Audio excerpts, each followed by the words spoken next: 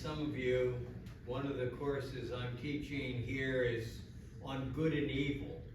I've never taught it before, and I thought if I was going to teach that, since I assigned faculty talks, I'd talk about lead us not into temptation, but deliver us from evil.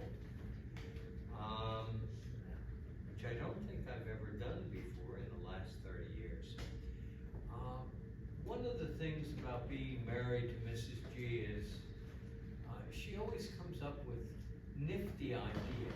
At first I always reject them because my first thing is to reject things and say no.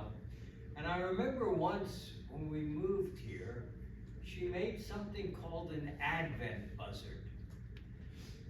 You know Advent, that season? It hangs from the air, or the ceiling, and you walk in the house and you take a stick and say, I will cast away the works of darkness. Someday, 20, 30 times you beat the little blighter, you know?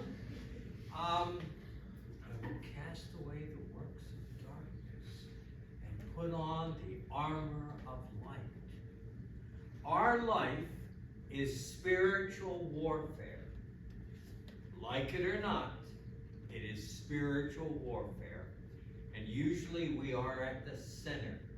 Now I tell you that story about Mrs. G because I don't know if you know this. About 34 years ago, my daughter asked me this the other day. She and my eldest daughter and a couple other kids from the congregation, I was driving them all the way out to Massachusetts to go to the St. Mike's conference there. And my wife kept on saying, why don't we have one here in Michigan? When you're married, you know what that means? She's saying to you, move it. And so I went out there 3 or 4 years before we began this, started St. Mike's at her insistence. And then, of course, I delayed, you know, because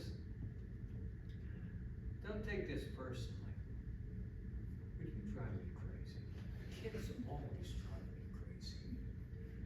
And if I had known that I was going to spend the next 6 months of my life in those 30 years at St. Michael's, I would have smoked something other than tobacco. But you can thank her for this. Now, I mentioned the Advent Buzzard in terms of this part of the Lord's Prayer. Have you ever thought about the fact that we surround ourselves in the liturgy of the church with references to light? To light. I will cast away the works of darkness and put on the armor of light. What do we do at Christmas time at the last Mass? We all light candles and sing Silent Night because the world is changed. Jesus is born. Then we have Epiphany, 12 days later? The wise men followed a bright star. Its lightness led the way. And at the Easter Vigil, those of you who have one, the deacon comes into church with the Paschal candle and chants, the light of Christ. The church is dark except for that light. He does it 3 times coming up the aisle. And then everyone in the church takes their candles and lights it. And the church is light. Jesus Christ is the light of the world. That's important for this passage. When I taught the first day of class, all I did was go over 2 passages of John. The passage where Nicodemus comes to Jesus. He comes out of the night. And when he's finished talking to Jesus, he goes back into the night. When Judas, at that Last Supper, decides to betray him, Jesus offers him one last opportunity. And it says, and the devil overcame him, and darkness overcame him, and Judas went out into the darkness. We are called to the light, and that's terribly important. The light is Christ. Now this passage, lead us not into temptation. I find that difficult. In the sense of, is Jesus saying, taking me by the hand like I might take a child and say, let's go this way. There's a nice minefield here. You know, is he leading us into temptation? And we're saying, don't lead us into temptation. One of the problems, and I'm not a linguist. I flunked every language I've ever taken. Mrs. G is the linguist. But in Greek, there are two words we would translate temptation. Temptation and test. You know, the modern liturgies use the word lead us, do not put us to the test. And that's what's going on here. Do not put us to the test. Sometimes I think in my prayers, I'll say something to Jesus over and over and over again. Hundreds of times. Will you do this? Will you do that? And it doesn't happen. And it's almost like Jesus is saying, are you sure you want this? Are you sure you want this? He's testing you. He's not trying to hurt you. But he wants to see whether or not you're up to it. In my class, this class on evil, I talked about Baal. When you go to Jerusalem, I don't know if fathers talked about this, or not Jerusalem. Well, actually in Jerusalem, there's one where you go to a town called Megiddo, where the old stables are that Solomon had all his horses in. But I told them you go to a side part of it, and there's this huge round thing, bigger than this, the circumference, and probably 15 feet high. An altar. Do you know what it was for? Sacrificing children. Sacrificing children. A mother would take her newborn child, firstborn, and put it in the furnace. We find that appalling. No God would ask that. That helps explain certain things. Remember the story of Abraham and Isaac? I mean, Isaac wanted that boy. He just wanted that boy. And his wife wanted a child. And they get it. And then one day, God puts him to the test.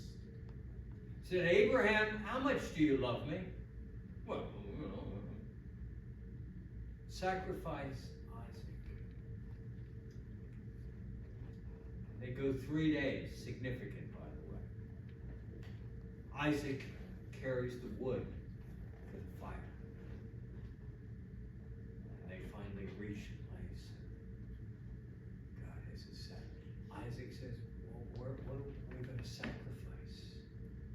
Imagine being the father. God will provide. He ties up the boy. He gets ready to kill him.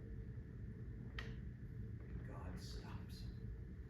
And suddenly there's a lamb or a ram there. And they sacrifice it. Now modern theologians would tell you that, you know, this is just another sign of the meanness of our patriarchal God.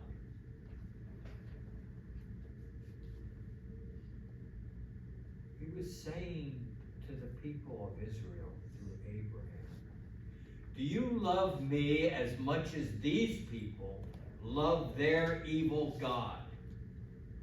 And Abraham said yes. It was never required of him. By the way, there was one other man who carried the wood of his sacrifice, and 3 days were involved. He was the Son of God.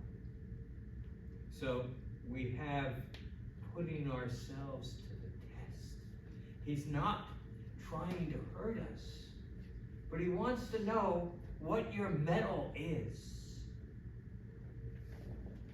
Deliver us from evil. We do this every time we say, deliver us from evil. Why? Because it is a sign of the cross, the Trinity that protects us from evil. Remember, we didn't walk around the building, did we? Because it was raining. I only yelled from here down there saying, why are you making a left? Why are you making a left? Because, Father, it's raining outside. Oh, okay. But we sang, I bind unto myself today the glorious name of the Trinity. God before us, God behind us, God. He surrounds us. He protects us from evil. Now, I'm not going to go on for another year and a half, but I want you to know that evil exists. Evil exists. As I get older, I believe it exists even more. When I was your age and in seminary, I didn't believe there was actually a devil. In fact, I was taught there wasn't in seminary. It was just this amorphous tendency man has. But there's too much evil in this world for any man or all men to take credit for. And I remember a Jesuit, I was at the Jesuit retreat house 50 years ago on Guardian Angel Day, and he got up and said, modern scholars say angels don't exist. And he said, but Jesus says they exist, and I believe it. Modern scholars tell you the devil doesn't exist, but Jesus tells you he exists. Now, how do you deal with him? The devil, not Jesus. How do you deal? Well, we know how to deal with Jesus, but we have to deal with him with gentleness. For your sake. Some of you know that I teach the martial arts. And once I wrote an article for a religious journal on blocking punches, because it seems to me that it says something. Now, for instance, you could punch me here, and I could go like this, and bruise myself, okay? Catch your arm here, then go like that, and break your arm. Less than a second. Fury. Yeah! I do it with my students without touching them. And the younger ones, when they see that coming towards their arm, they go, they have learned to trust that I can control my punches. But you know, there's a problem with things like that. You know how tired I am right now from just doing that? Don't waste energy. Best thing to do is say a punch is coming here. All I have to do is that. See how gentle it is? I just have to move the punch here so it goes past me. I'm not going, rah, rah, rah. When the devil comes at you, when he gives you thoughts, don't yell at yourself saying, I shouldn't think that. That's wrong. No, just go. Go away. I don't have time for you today. You're interrupting my time with God. Go away. St. Francis de Sales talks about the fact that when we're tempted, don't get all excited. Just push him aside and go back to Christ. For Jesus Christ